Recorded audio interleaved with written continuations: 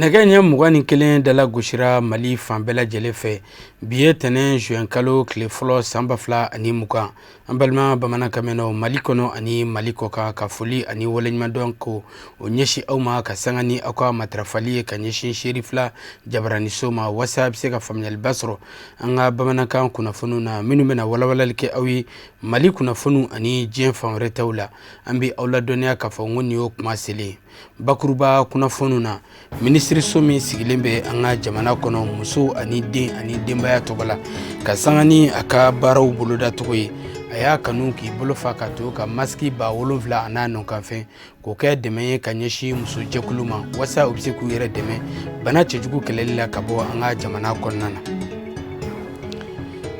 Mali okoliden koro noye ayam okolden ye minun kelembe ka faranokon kan ka ke jekulubaye uya kanun ka faranokon kan nisojani bonyeni karama konnana kuka danaya ko kuraya ka nyeshi Mali wasablo nyamabama noye wasade Musa Temini min baraw bela jele kara nisojani bonyabaye ubolo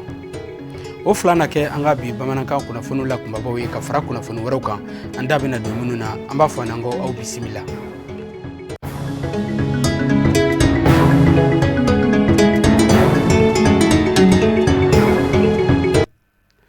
walasa ambe foli kuraya kanyeshi auma kasangani akwa matrafali kanyeshi sherifla jabrani soma bakurba kuna funun konnana anda sirama Mali wokolde onkoro kasangani uka lanyini anuka baraw boloda togoy uya kanun ka faranyogon ka nisojani bonyeni karama konnana ka uka danaya ko kuraya kanyeshi utonyogon kema no kera Mali wasablo nyamabay no wasade Musa Temini la jerabayin kera ubolo bonyabay baw ubela jele bora fanchama ka faranyogon ka nisoja ani bonyeni karama konnana kuka danaya kuraya kanyeshi Musa Temini ma danaya dara alemika ka ke Mali wasablo nyamabay la jerabayin kera ufe anga la jere suba noye Maeva Palasi akera sibirido mekalo kle bisaba sambafla ani mugan asei 2000 konnana anga nyinikela Sadio Sidibe anaka jatala Abdoulaye Sogodogo sherifla jabrani sotugala ukera bara inshere uyemisro anga jeko nyamada Kasangani akasebaya ye kake Mali Assemblée nationale nyamabaye Musa Tembini ni okera avril kalo kletan ani kononton timine Assemblée nyamakroa a nisondialemba kafra ministre des Maliens de l'extérieur kan ay wol nyumanu folike ka nyishi ajonyon korominu kumbe kato kalana ni olube wele ancien camarade de l'AIM aye bonyama segin chaman kuye ka kla kufo uyedana minta kadaka ambe wakati mena ko mebi kaye ka fo ije nyogon koro ini minu jeraka keleke école de on kanyamo yala wala sa ka se ka Mali école tanye ulu ka nyogon soro kani kenen sigi wala sa ka ira ka fo u ka deme bayin ka ira ka fo bara kurami doni daranfun nkelenga donite ni ancien de l'AIM minu be assemblée kono ankelenga donite na ya ira ka fo ni ala sonama nyumba ga warabe soro doni na minta on droit donc ancien yo yirana wulana o ye koye mi jerain kosobe mi nimsi wasa ni wati kenene hukumu konnana Musa Timini wali nyuma minu keka timi o fora kosobe ajonyon koro minu kume ayem na kafra amsinem mau fana kan u klela ka bonyama segin fana chaman kaye nin ka fu ka jirala ka fo aye bara minu keka timi ko amadugo Malien den sila ninga klela ka do u chaman kaye ka foko seboya kura mini akalfalala akaseka minanfa sugantri min kera no ye ka on tara kana assemblée là donc no folu ke ko lo o walmando ke je crois qu'un beau crédit dans Manteroufou les anciens de l'AIM parce que nous devons organiser voilà ça kaira on député la bi kuba encore bu encore chino band me fanga barala pour que ça nyambulo chikom na danam tala ka danga adana ka sika sabati ka wasai asaka fait vraiment dom nani bilambi ke be ka sika konota sur akono président ka mandat flana ni nyesi demsonu ka nyatama no demsonu ka yiriwali no demsonu jora ka puya jamana ko nyatala no kera o de la an farala ɲɔgɔn kan anciens ka na k'a fɔ Musa ye honorable président Musa Tembini a kelen tɛ an ancien layɛnw an b'a dɛmɛ a ka faso baara la. Maa min ni a nisɔndiyalen farifoni ni o ye assemblée ɲɛmaa kura ye Musa Tembini a y'a kali k'a siɲɛ ko Ala ye fanga min kalifa a la ko ni Ala sɔnna a ma ni o bɛnna ni waati gɛlɛya caman ye kɛrɛnkɛrɛnnenya la min bɛ tali kɛ école ko gɛlɛyaw fo ka taa se an ka cɛmancɛ dugu bɛnbaliya minnu bɛ siyaw ni ɲɔgɔn cɛ ani ka fara kɛnɛya ta fanfɛla kan ko ni Ala sɔnna a ma k'a b'a se ko n'a damajira bɛɛ kɛ ka tila ka bolodoɲɔgɔnma ɲini maliyɛn bɛɛ lajɛlen fɛ min b'a to bɛɛ bɛ se k'i fanga fara a kan cogo min na a ka se ka nin doniba in ta. An ye layidu min ta kɛrɛnkɛrɛnnenya la o ye ka fɛɛrɛ bɛɛ tigɛ walasa an ka jamana camancɛ yan fan gɛlɛya min bɛ siyaw ni ɲɔgɔn cɛ ani kɛlɛ min bɛ yen ka se ka fu sira an y'o layidu ta ni Ala sɔnna an b'an cɛsiri député ka baara hukumu kɔnɔ an jɔyɔrɔ ye fɛn fɛn ye ka se k'o waleya walasa nin mankan in bɛ se ka sɔn sɔrɔ cogo min ani kɛlɛ min bɛ kɔrɔn fan fɛ ani an ka région tɔw la n'an b'a fɔ o ma ko terrorisme an y'a yira fana k'a fɔ an b'an cɛsiri o la filanan ye min ye o ye an ka école ko ye bi bi in na bɛɛ b'a dɔn k'a fɔ fɛn fɛn bɛ yen n'o ye denba ye ani dutigi fɛn fɛn bɛ yen bi a bɛɛ dusukun kamilen don k'a sababuya kɛ Mali école ko ye an kumana kɛnɛya ko fana kan n'o ye Covid-19 ko ye k'a yira k'a fɔ bi bi in na jamana bɛ yɔrɔ min bana jugu b'an kan a bɛ diɲɛ bɛɛ kan kɛrɛnkɛrɛnnen a bɛ Mali kan donc mesure minnu fɔra an b'an jija fana an ka se ka fɛɛrɛ bɛɛ tigɛ pour que maliyɛnw bɛ se ka kisi ka tanga cogo min bana jugu in ma mesure minnu fɔra gouvernement fɛ an ka fɛɛrɛ fana bɛɛ tigɛ walasa maliyɛn bɛɛ bɛ se ka o mesure ninnu ka se ka o bato cogo min. An b'o hakili jigin k'a fɔ lajɛrɛ in kɛra kɛnɛ wasalenba ye tɛgɛrɛ nisɔndiya fo ka taa se waliɲumandon fɔli o caman kɛra k'a ɲɛsin honorable Musa Tembini ma ni ale de kɛra Assemblée nationale du Mali o ɲɛmaaba ye ɲinɛ an bɛ dugawu de kɛ ko Ala ka tali fanga don a la. Yarabi amin. Kunnafoni nasira wɛrɛw fɛ maski 7,400 o de kɛra dɛmɛ ye ka ɲɛsin association 37 ma an balakaw tɔgɔ la dɛmɛ min bɔra minisiriso min sigilen bɛ muso ani den ani denbaya tɔgɔ la ni a baaraw bɛɛ lajɛlen bi don jamana ɲɛma Elhaji Ibrahim Boubacar Keita a ka laɲiniw kadara kɔnɔna na min de ye ka maliyɛn kelen ka maski kelen d'a ma ko maliyɛn bɛɛ lajɛlen ni maski ka kan ni jamana ɲɛma o layidu ta malidenw ye nin y'o baara waleyali sira dɔ ye min sigira sen kan minisiriso min ka baara ɲɛsinnen bɛ muso ani den ani denbaya ma an ka ɲinikɛla Fatumata Yaya Kane n'a ka jatala Fuseni Keita kɛra nin baara seere ye o ye min sɔrɔ an ka jɛ ko ɲamada. An bɛ donni mina iko bi Mali jamana kɔnɔ ya jamana ɲɛma wulilen do ka jɔ bi walasa cogo mina fɛɛrɛ ka se ka sɔrɔ coronavirus bana la Mali jamana kɔnɔ ya ni a kelen do bɛɛ lajɛlen kunna donni ye bi kɛrɛnkɛrɛnnenya na Mali jamana tɔgɔla minisiriso min ɲɛsinnen do muso ni denw ni denbaya ka koɲɛma ni ale de bɔra ka maski 7,800 ni k'o di musotɔ ɲɛmaw ma walasa hali bi dan ka se ka siri coronavirus bana la Mali jamana kɔnɔ ya nin waleya min ni a bɔra ka kɛ musow tɔgɔla minisiriso fɛ a fura kosɛbɛ muso ɲɛmɔgɔ ninnu fɛ min ni o kɛnɛ kelen kan muso ɲɛma ninnu ye jigisigikan caman fɔ minisiri ɲɛna min ni o b'a jira k'a fɔ k'u n'u seko n'u damayira bɛɛ lajɛlen kɛ baara min ni a bɔra k'o kalifa u la sisan u n'u jɔyɔrɔ fa o la. Vraiment an nisɔndiyalenba de don parce que n'i y'a mɛn sensibilisation musow de don n'i b'a fɛ fɛn fɛn kala mɛ fo i k'a fɔ musow ye parce que musow de bɛ ɲɔgɔn kunbɛn tɔntiniyɔrɔ la kɔɲɔyɔrɔ la denkundiyɔrɔ la ni sugu sira kan musow bɛ se ka sensibilisation min kɛ mɔgɔ si tɛ se k'a kɛ. min dira ma ko an ye musow ye an ye dutigiw de sisan kɔni f'an ka tanga sigidaw la ka mɔgɔw sensibiliser ka ko bana in bɛ yen nɔ parce que dɔw bɛ yen nɔ hali bi u dalen t'a la ko bana in bɛ yen nɔ bana nin bɛɛ bana bɛ yen nɔ a bɛ ka tiɲɛliba de kɛ fo bɛɛ k'a dɔn ko bana bɛ yen nɔ an ka an timinanja dɔw n'i ye masque dun u b'a fili mais f'an k'u sensibiliser de fɛn bɛɛ ye dɔɔni de a bɛ sensibilisation fɛ hali bi donc u ka musow bila a la kosɛbɛ u ka mɔgɔw sensibiliser bana bɛ yen nɔ dɔw dalen t'a la mais bana kɔni bɛ yen nɔ il faut k'an k'an cɛsiri kosɛbɛ ka mɔgɔw sensibiliser kosɛbɛ.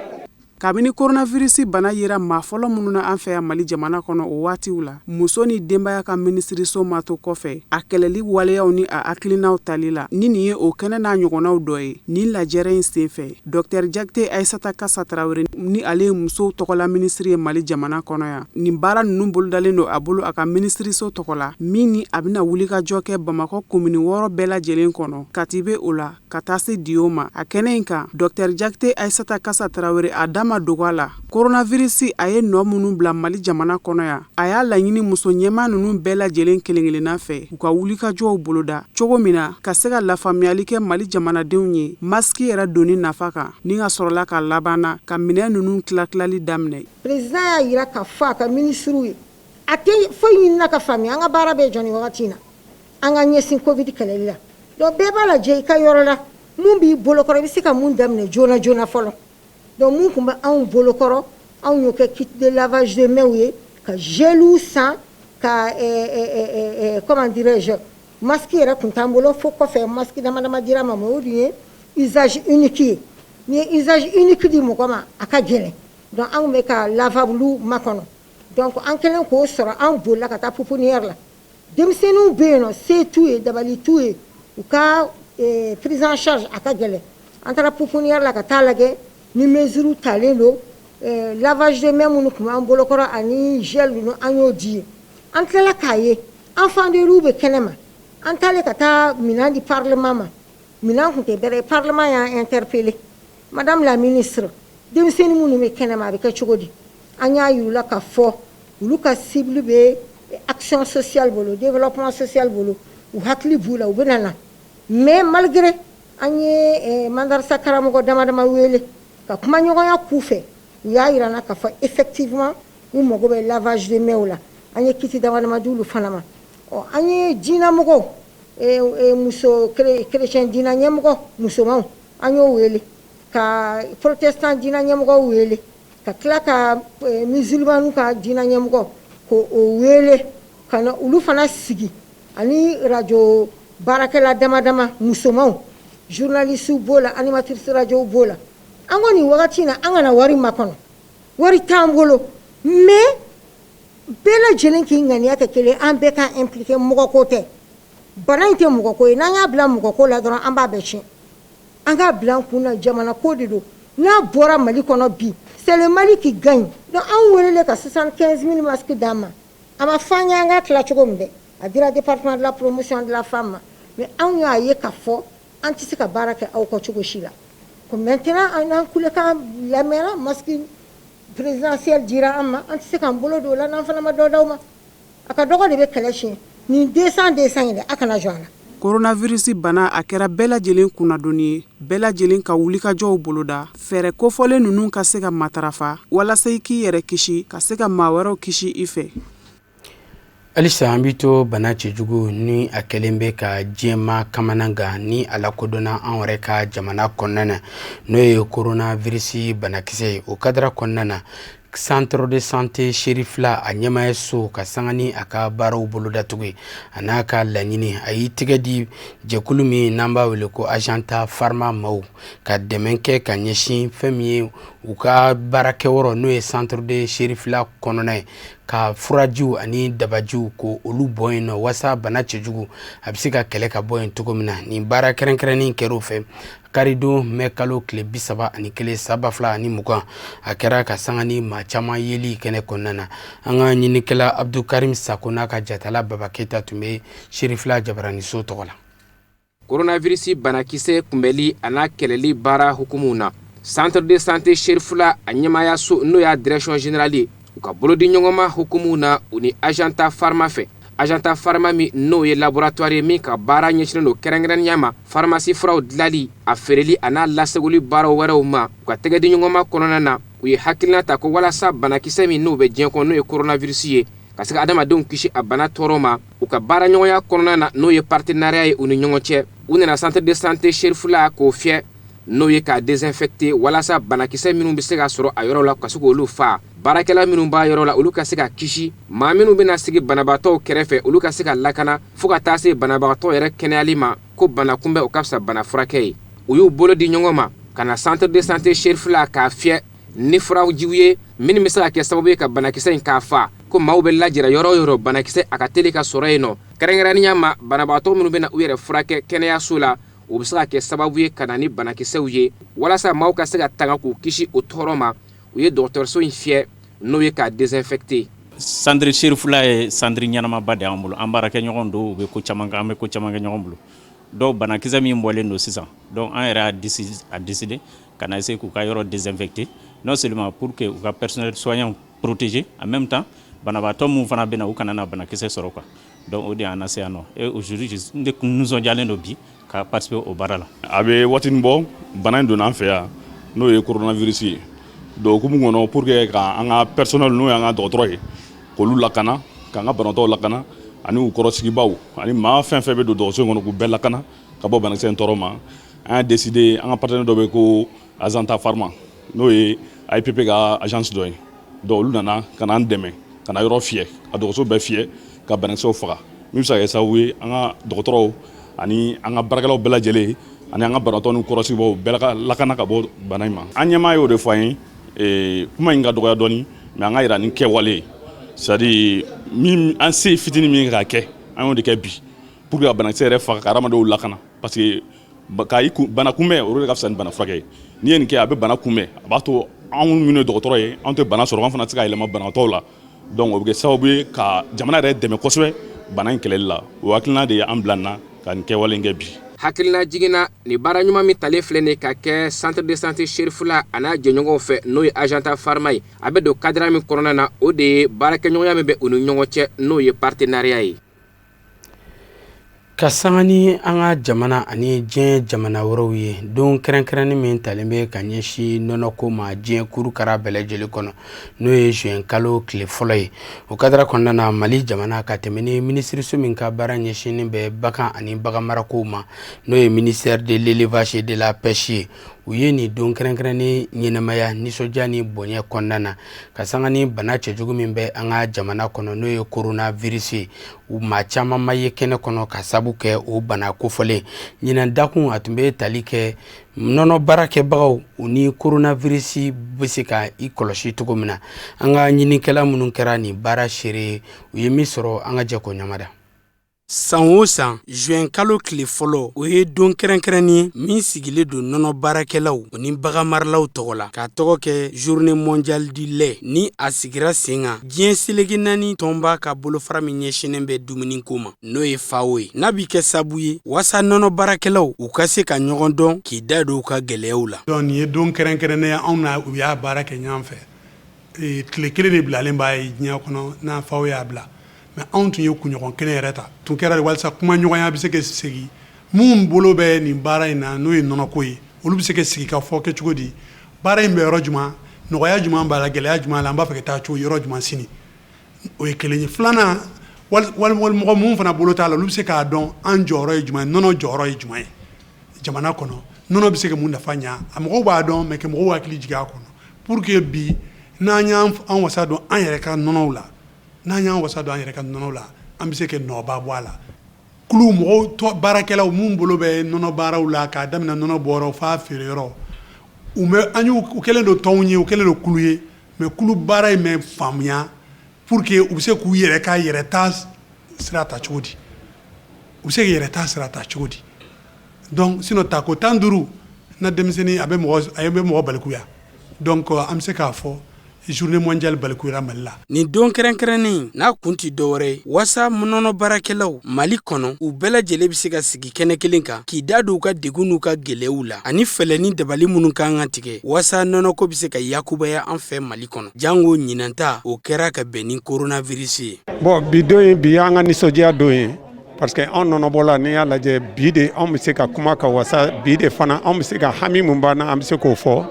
Ani gouvernement ye dɛmɛ mun fana ka ɲɛ an bɛ se k'o yira n'i y'a jateminɛ journée mondiale du lait la n'i y'a ta ko 17nan ye a ta o ta an bɛ dolanci dɔ de di gouvernement ma a ka ca Ala fɛ a bɛ dɔ k'a la mais n'i y'a lajɛ fɔlɔ an ka misiw tun bɛ litiri 3 litiri 5 la mais sisan an bɛ litiri 25 bɔ an ye laɲini kɛ ka na aliment bétail ko fana na o fɔra nin journée de la ministre y'i jɔ a jɔyɔrɔ la bon salon an y'a yir'u la bi nɔnɔ mun n'a y'a d'a ma nɔnɔ cayara maintenant on veut les usines maintenant kɔni y'u seko bɛɛ kɛ usine ko la vraiment usine kɔni jɔra a banna maintenant a tɔ ye équipement de ani équipement bɛ ka kuma la bi y'an ka don ye parce que an ka nisɔndiya don don an ka nɔnɔ bɛ se ka labɔ parce que n'u ye dɔ fɔ a la a ka ca la an ka nɔnɔ fana an bɛ se ka sira sɔrɔ a la an bɛ foli lase an dɛmɛbaga bɛɛ ma. Ni journée mondiale du lait a bɛnna ni coronavirus wagati ye an profiter'o kɔnɔ an bɛ coronavirus ɲɛfɔ an ka wɛrɛw kɔnɔ an ka garabaliw la k'a ɲɛfɔ mɔgɔ ye ko yɛrɛ tanga mɔgɔ bɛ se k'i yɛrɛ tanga bana in ma o fana ye chance dɔ a tɛna fiɲɛ fɛ n'i kɛcogo bɛɛ dɔn bana in t'i sɔrɔ mais o tɛmɛnen kɔfɛ journée mondiale du lait y'an yɛrɛ bolo an bɛ nɔnɔ di sɔrɔsi minnu tora faso kungo la an bɛ nɔnɔ d'u denw ma an b'a di pépinière ma mais an bɛ profiter journée mondiale du lait fana la ka nɔnɔtigiw ka bilan kɛ min kɛra min ma kɛ a tɔ ye jumɛn ye an b'a fɛ ka taa yɔrɔ min na mun b'an jɛ ka se yen nɔ. Mali jamana ɲɛmɔgɔw kelen bɛ ka baarabaw boloda wasa Mali nɔnɔko bɛ se ka yakubaya cogo min na ka sanga ni malidenw ka laɲini n'o de ye ka nɔnɔ gwɛrɛgwɛrɛ k'o sɔrɔ Mali kɔnɔ Mali fan bɛɛ lajɛlen fɛ malidenw bolo. San o san juin kalo tile fɔlɔ diɲɛ jamana bɛɛ faralen ɲɔgɔn kan olu de ye bɛnna an kan k'a fɔ o kalo tile fɔlɔ n'o ye juin kalo ye k'o ye nɔnɔ don ye nɔnɔ don min don o ye de ka se ka nɔnɔ kumaw fɔ ka nɔnɔ kuma fɔ minnu bɛ nɔnɔ bɔ ani nɔnɔ bɛ sɔrɔ cogo min ani nɔnɔ bɛ transformer ka feere cogo min na ka se k'o kuma fɔ o kɔnɔna na anw ka département ka mission dɔ ye non seulement ka misi balo ka nɔnɔ bɔ mais n'i ko ko mɔgɔ ka feere fɛn bɔ n'a y'a bɔ a bɛ bayɛlɛma cogo min na feereli bɛ nɔgɔya a bolo cogo min na f'i ko o suit n'i m'o suit i ka baara kelen a bɛ dan sira la. Hakili jiginna an bɛ y'aw ladɔnniya k'a fɔ ko journée mondiale du lait ko wagati kɛrɛnkɛrɛnnen don wasa jamana ɲɛmɔgɔw ani nɔnɔ baarakɛbagaw u bɛ se ka sigi kɛnɛ kelen kɔnɔ ka fɛlɛ ni dabaliw tigɛ ɲɔgɔn fɛ ka hakiliw jagabɔ ɲɔgɔn fɛ ka yetaw kɛ kelen ye ka sanga ni nɔnɔ baarakɛbagaw ka sɔrɔ ni yiriwa o sabatiliko ɲuman ye min bɛɛ lajɛlen bi don jamana kɔnɔdenw ka nɔnɔ gwɛrɛgwɛrɛ sɔrɔli ma n'o ye misi nɔnɔ gwɛrɛgwɛrɛ ye ani a bayɛlɛmali fo ka se a sanni feere ma an ka jamana kɔnɔna na. O de b'an sɛnsɛn ka taa farafinna ani diɲɛ fan wɛrɛ kibaruyaw la minnu bɛna lase aw ma karamɔgɔ Musa Fɔnba fɛ.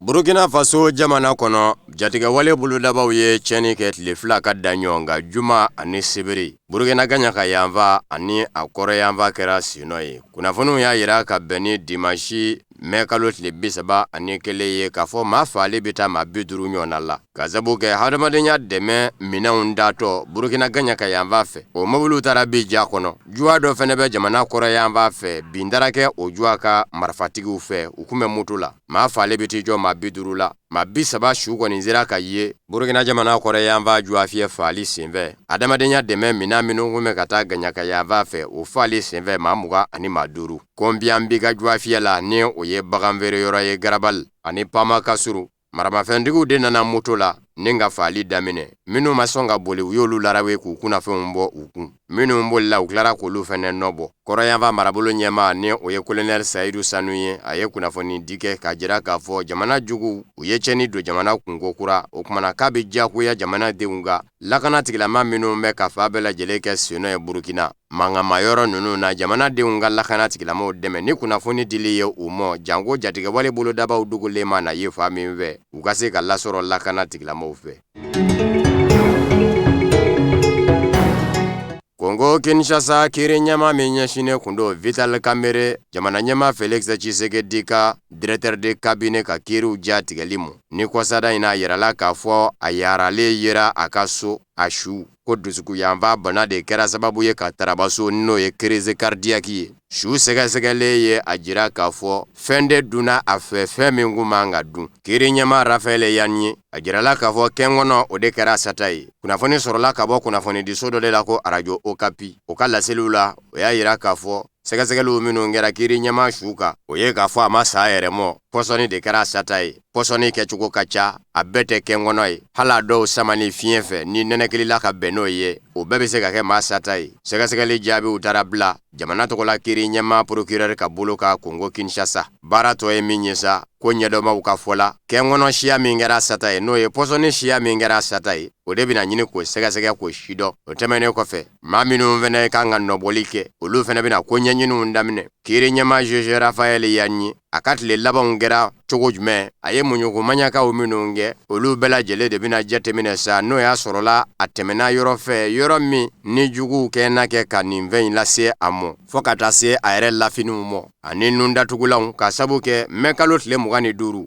a yaralen yera a ka so mɛ kalo tile 26 a sara nka mɛ kalo tile 25 Vital Kamerhe bɔko filanan ka jɔ kiiribulon kɔnɔ a kun bɛ yen nun datugula yɛrɛ kun bɛ a nun na ka sabu kɛ coronavirus banako bɛ sen na nun datugula min kun bɛ a nun na diɲɛ ye o nun datugula di a mɔ o nun datugula sɛgɛsɛgɛlen kɔfɛ k'a dɔn k'a fɔ fɛn dɔ de kɛra o la a ye min zama n'o kɛra sababu ye ka tɔɔrɔ lase a dusuku yanfan mɔ ni nka bi o bi sɔrɔ ka ɲɛɲini Vital Kamerhe jamana ɲɛma Félix Tshisekedi ka directeur cabinet min minɛ bɛ a bolo ni a dakun bɛ o ka kiriko la juma juin kalo tile 5 o ka kiri o bi warawuli ko kura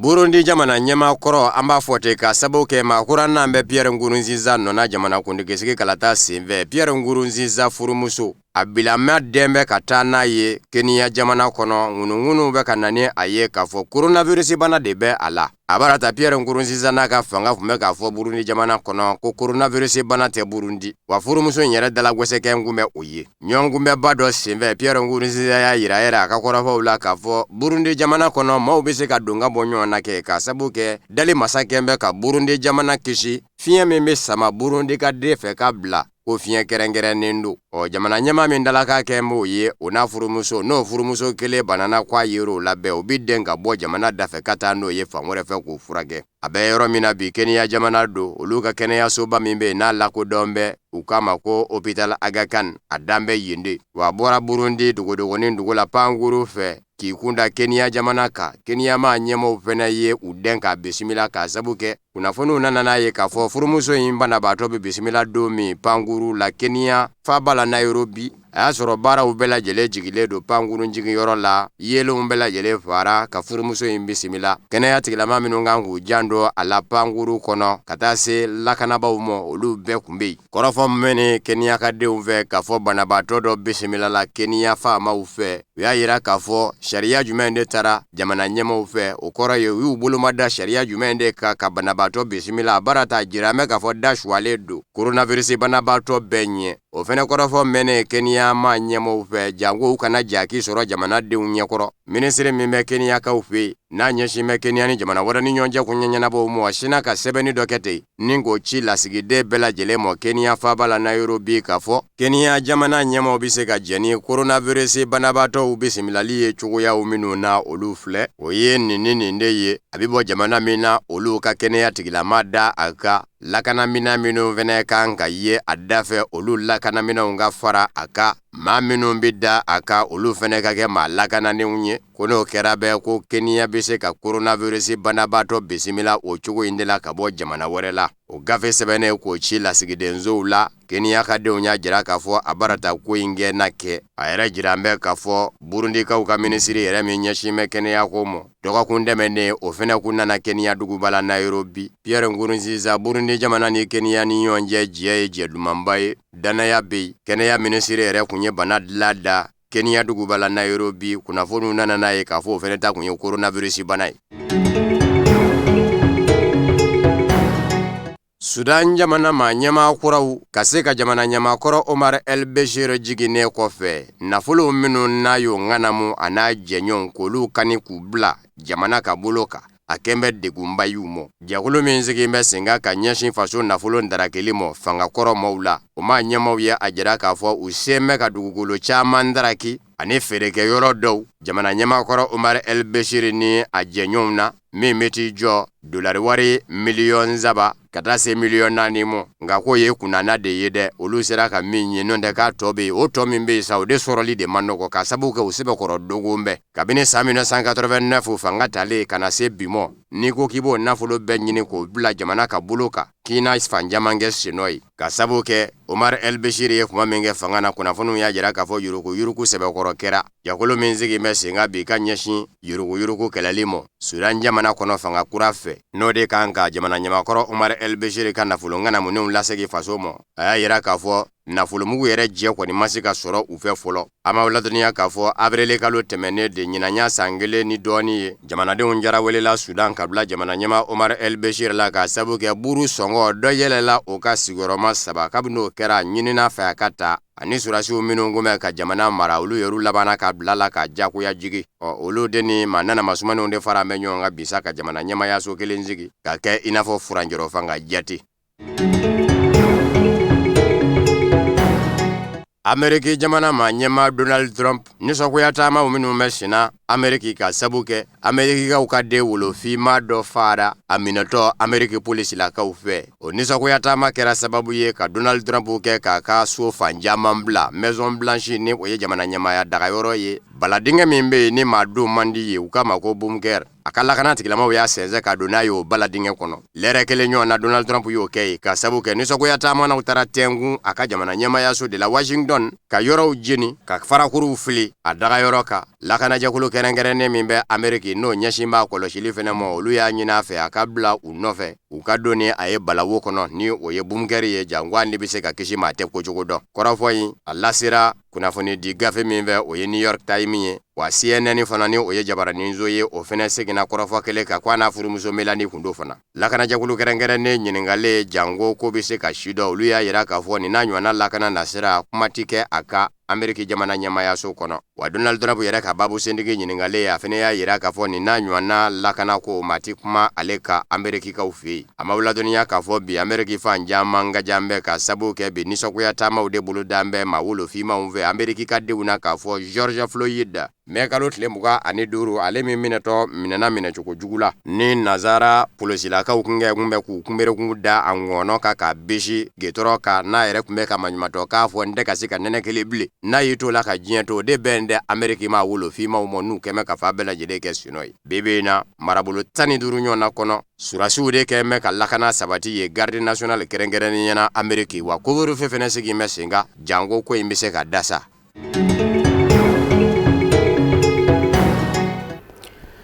Coronavirus banakisɛ bɛ an ka jamana kɔnɔ k'an kisi k'an mɔgɔfɛmɔgɔw kisi o bɛ dansire bi bamanankan kunnafoni sɔrɔlen na min na bɛnna kunnafoni di so ɲɛmayaso fɛ ka lasaw ma ka sanga ni nin kuma ye aw ni ce aw ka ɲamadali fɛ laseli wɛrɛ an bɛ ɲɔgɔn sɔrɔ aw k'an bɛn diɲɛ waati wɛrɛ